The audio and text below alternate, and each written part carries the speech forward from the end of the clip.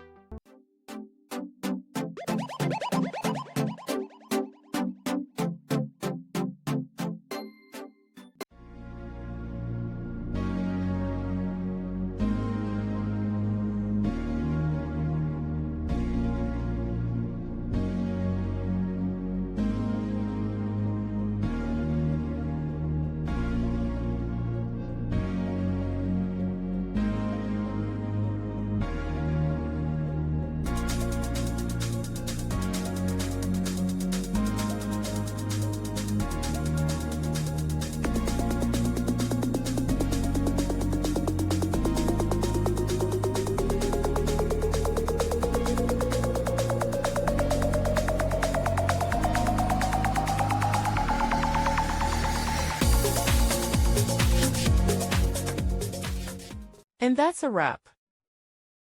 I hope you found the answer you were looking for. If you did, take a second to hit that subscribe button. It really helps out.